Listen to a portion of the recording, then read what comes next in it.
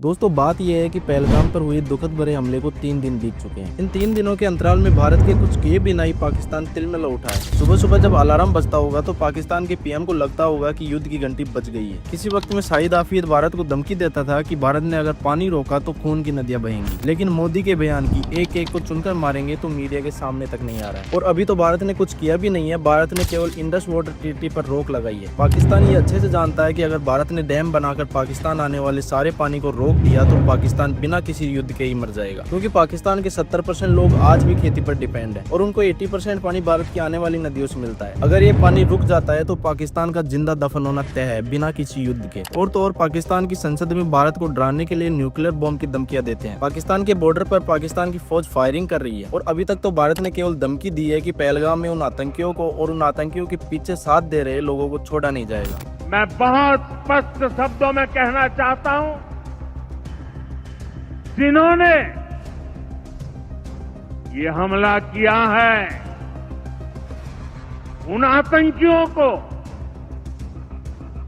और इस हमले की साजिश रचने वालों को उनकी कल्पना से भी बड़ी सजा मिलेगी।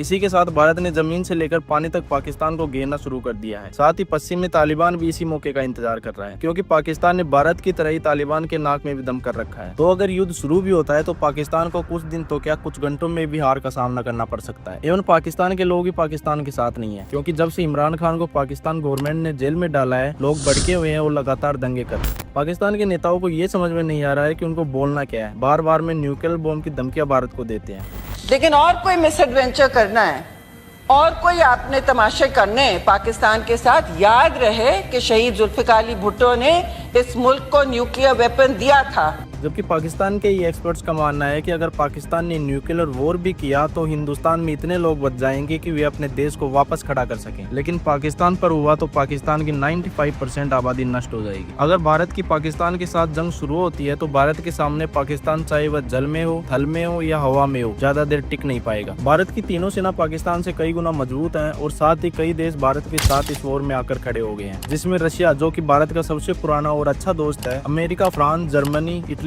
जैसे 14 बड़े देश भी भारत के साथ दे रहे हैं। मेरी इंडियन गवर्नमेंट से राय है कि अब की बार का मौका भारत को नहीं गंवाना चाहिए। पाकिस्तान को जवाब देने का सबसे अच्छा मौका इससे बढ़कर नहीं मिल सकता और आतंकवाद को रोकने का भी सबसे बढ़िया कदम होगा, क्योंकि आतंकवाद से जो लोग मासूम हैं उनकी जानें जाती है। तो मिलते हैं अगली वीडियो में। आपकी क्या राय है, कमेंट में बताओ कि पाकिस्तान टूटेगा या बचेगा। जय हिंद, जय भारत।